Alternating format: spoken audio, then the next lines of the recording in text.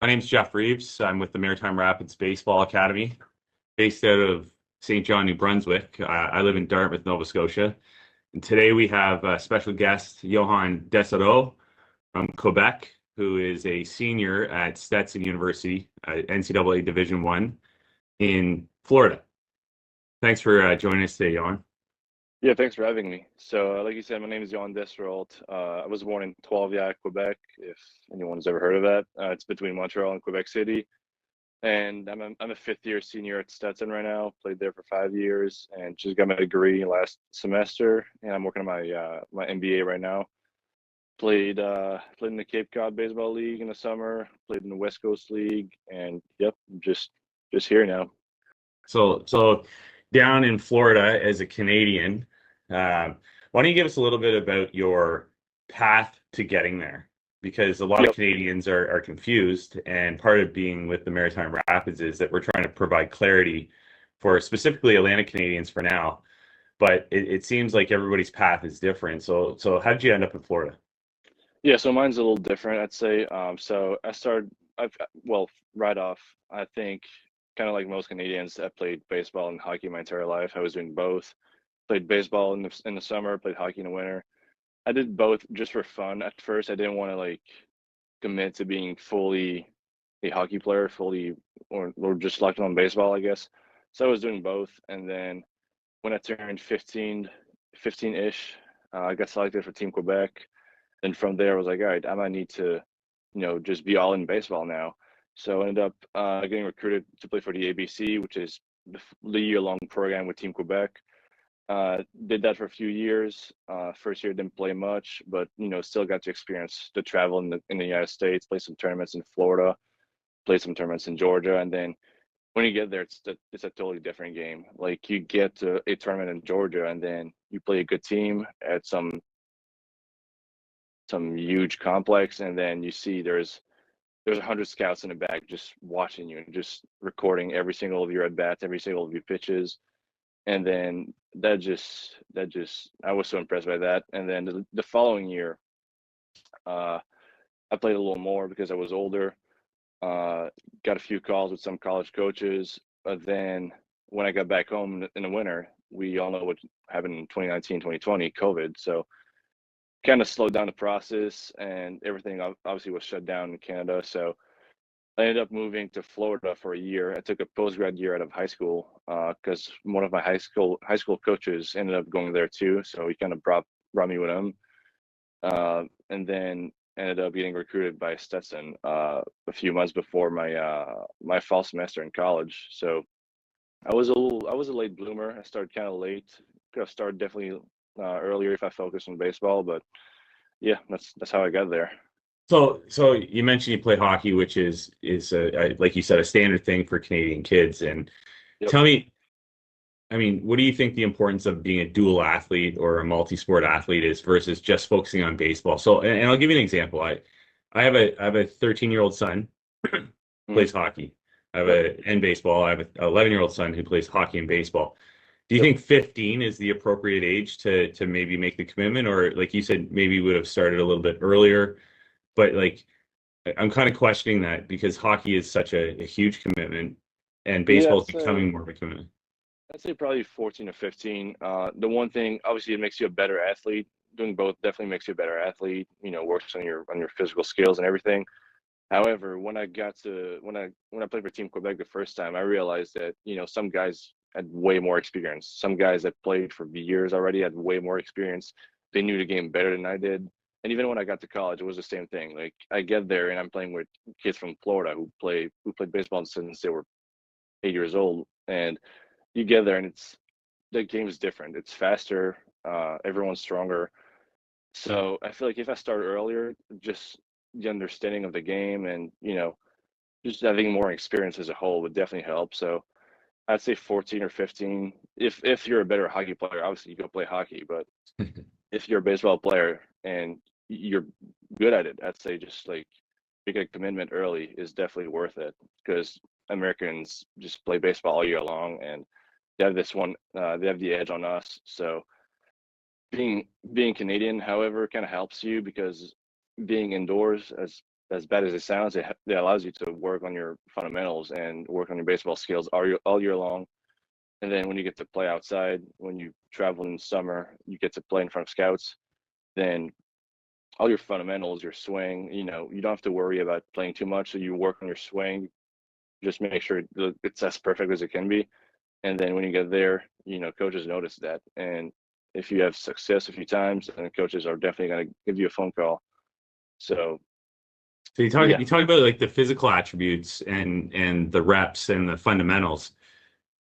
What else do you think college coaches and scouts are looking for when they're watching you on the field? I'd say one of the main thing would be how you how you behave when things don't go your way. So when you go over 4, do you slam your helmet? Do you crash out in the dugout? Do you just like put your head down and just keep working? Because that's the one thing coaches they can't see all the videos they want about you, but they want to see you play because they want to see how you control your emotions and I'd say the mental game. Yeah. So that's why you need to play in the United States in front of the coaches and the scouts, because if they only see videos, then they want to see more. They want to see game action. They want to see every single small detail that matter at a college level. So, and you mentioned that the U.S. kids start really early, like as even young as 8 years old, doing these travel tournaments. Where do you think that is kind of a sweet spot for Canadian kids to start getting exposure to the U.S.? I'd say probably grade 9, grade 10. The first few years of high school, just getting that exposure, and then getting like you said, getting your feet wet, and then from there it's all right. I've seen what American kids can do. So now I know what it's like. I've been to these tournaments and showcases. Now I know what I need to work on. Now I need to, you know what I need to do to get better, get recruited, and then from there, uh, college coaches just see you and see your progression. And the important thing is you keep reaching out with them, because if you don't, well, if you're a freshman, if you're a grade 9 kid, and like even if you send videos to coaches, they might not like even look at it, because you're a grade 9 kid. Like they don't. You're gonna be a college kid in 4 years. So I'd say the more videos you send out and the more you give them updates, the better it is. Because if you only send one video when you're a freshman, then they're gonna be like, all right, well, you might not even play baseball in 2 years. So why not? Why bother? So Oh, I'd say okay. just And yeah. so from the perspective of just scholarships, things have changed a lot, right? Yep. So the rules have changed as far as the amount of scholarships that are available to kids Yep. for teams, but there's also something called NIL, Yep. uh, and I'm assuming like you're doing a master's in business now. You finished a degree in physics. Yep. You're obviously an academic kid, and would you say a couple things? Like one, everybody thinks, oh, I need a full ride to go from a baseball perspective. But in your experience, were you able to receive monies from different avenues, or was it purely baseball? So the way it works, I know there's some new rules going on into effect next year. I'm not sure about them, but for me, you get either baseball money or academic money. So I got both, which allowed to cover for most of my school expenses. But I'd say most schools offer both. If you have good grades in high school, which is why you need to, focus on your grades in high school. The higher your GPA, the more money you're gonna get. You're gonna get financial aid. You're gonna get academics scholarships, and then the baseball is just like, all right, you got to pay 10K more, because we think you're, I would say, a worse player, but you're gonna pay 10K, or we're gonna pay 2K depending on the type of player you are, and hourly you get recruited. And even some schools, if you go like some D1s, it depends, but with NIL now you're allowed to get paid. So even if the school ends up costing you 10K, well, you might be able to get 10K in NIL, and then school's free. So I think So it's a new game right now, but it's definitely beneficial. and like the NIL money, can you give a little bit of your experience just from the Canadian perspective versus the US perspective, and how do people even get it? Yeah, so it's different for Canadians and Americans. So Americans just, so NIL stands for name, image, and likeness. So they just, they post pictures with a certain brand and then the brand represent them, whatever. Canadians, you can do that because when you're in the US, you're on a student visa or a I-90, whatever it's called. There's an official paper that pretty much says you can't work in the United States while you're on that visa. So doing that kind of sponsorship thing with NIL just is considered as work. So you're not allowed to do it unless it's provided by the school, unless the school pays for it. So to me, NIL just came through the school, and then it would just pay for my housing, pay for my food, or whatever gas money. So it's totally different because it's got to be it's a longer process. It's got to be step by step, and it's got to be along the school's guidelines. Uh, but yeah, it's definitely worth it. And so, as an example, how would a Canadian company or a Canadian kid receive money from Canadian companies and so that they can impact that? So, like as an example, if I'm a business owner and I want to provide money to Yohann, how Yep. do I do that? Like, so give me an example of like, can you work on Canadian soil, receive money that way, or does it still have to go through the school, or is there a workaround for Canadians when it comes to this? And So can kids go out and solicit this type of money themselves? yeah, well, it depends. So from my understanding, because I'm not full, there's so many rules that it changes every day. It's so hard to like fully understand. But what I understand is you need to work or do some kind of that NIL when you're back home, so Christmas break or summer break or whatever, and then from there they're allowed to. So the company's allowed to send money to a school for you to get paid when you're there. So if you're in the country, if you're in Canada, and then you just do your like the NIL work, then it can just pay you straightforward. But if by the time they want to pay you, you're back in the country. I think it's got to be in the U.S. You got to be it's got to go through the school Yeah, or through the program, the NIL program, and then from the program to the player. got you. Okay, and then I guess college baseball certainly, I think, is probably as demanding, if not more demanding today as it was 25 years ago when I was in the NCAA. But give me an example of what a day to day would look like for you. So I want you to think about what time do you get up, what time do you eat, what kind of Yep, classwork do you have to do, and then training, and then practice, and games, and video, and etc. Like, give me a yep, walkthrough of a day. sounds good. So first off, we have two seasons. We have 8 hour season and 20 hour season. So I don't know if it was the same thing when you played. It was. So when you first get there, or for us in Florida, when you first get there, you're in 8 hours a week. So what that means is with coaches, you only have 8 hours a week for practices, lifts, everything like meetings.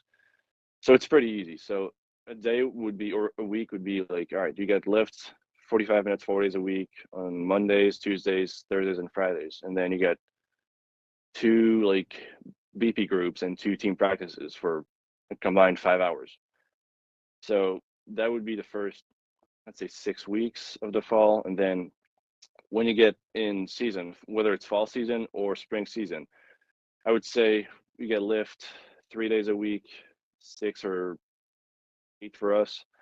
So I was usually in the 8 a.m. group because I was older. So would wake up at 7, get some food, go lift at 8.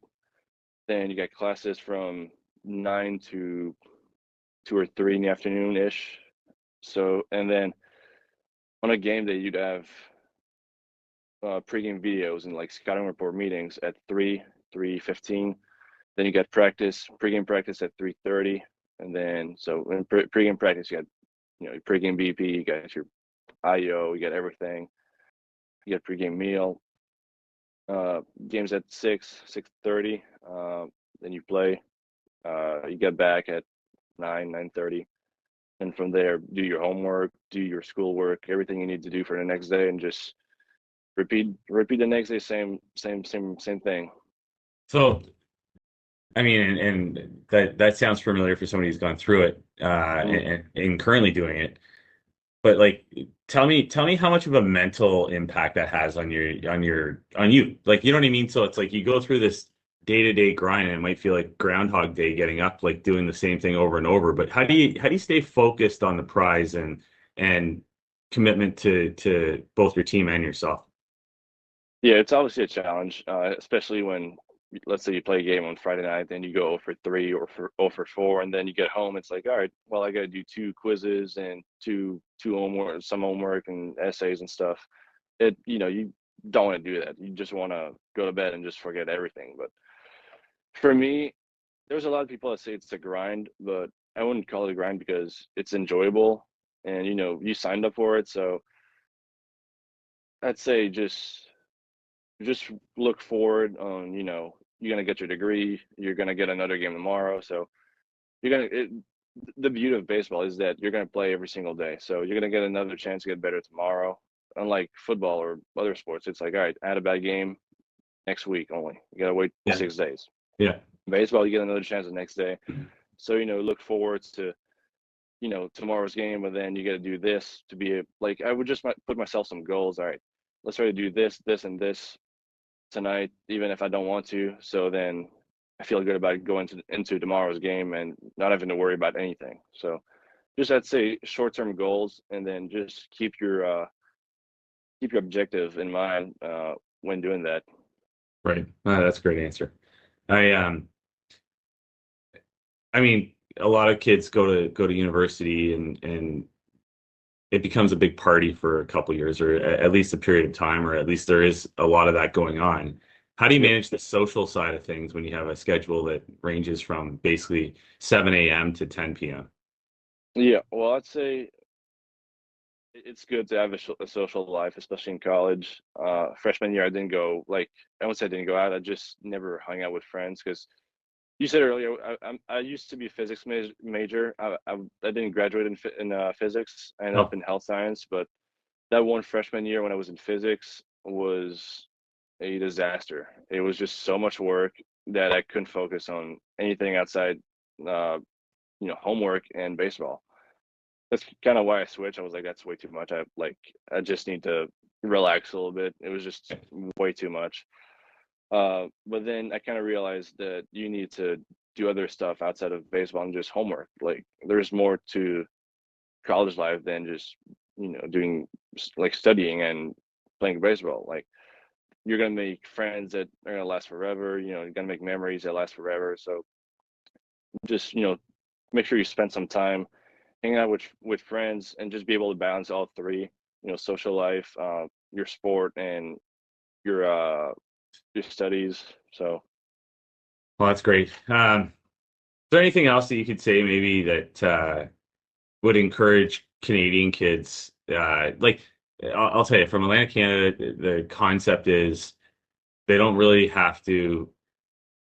I don't know. It's almost like those who want to do it have to move away. And I think the idea of Maritime Rapids uh, is to give the kids the same opportunity, but not having to move somewhere else. I mean, yep. was that challenging for you to move in your senior year of high school down to Florida? Like, or and if you had the preference and if you had the same maybe opportunities, would you have stayed home to do that, or would you just continue to stay on the same path you did? I mean, I think, obviously, it was a different situation for me because of COVID, but I think with the proper exposure and, the recruiting tools, just staying home and then doing a few tournaments in the summer in the United States is definitely, like, it's definitely the way to do it. Like, if you get a good, I wouldn't say recruiting coordinator, but a coach that, knows college coaches and recruiters, and then just, giving updates to college coaches and then going down there to play in front of them a few times. That's definitely one way to do it, and I think it's the way to be successful and get recruited.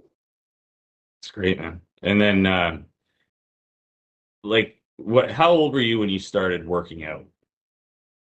Pretty late. I was Yeah. uh, I was I was a late bloomer all around. I was when I was 15 and first got on Team Quebec. I was probably like 5'10", 150 pounds. Like, I was a tall, skinny kid, and then I mean, I was a good pitcher. I got recruited as a pitcher back then, and then I just ended up being a position player. I put on some mass, and then ended up as a position player. And yeah, I'd say the earlier you start working out, the better. Because I wish I was 5'10", 180 when I first got there instead of Right. 5'10", 150. Right. So That's great. Listen, we really appreciate you taking the time to do this, and wish you all the best this season. Hopefully you light it up and get a pro contract at the end of this year. And also good luck in your masters. Thanks for Yeah, taking the time. I appreciate that. Thank you. Thank you. All right, talk to you soon. Yes, sir. See ya. Bye bye.